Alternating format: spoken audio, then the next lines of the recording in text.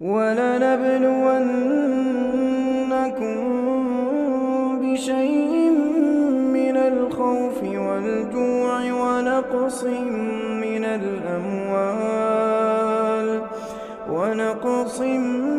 مِّنَ الْأَمْوَالِ وَالْأَنفُسِ وَالثَّمَرَاتِ ۗ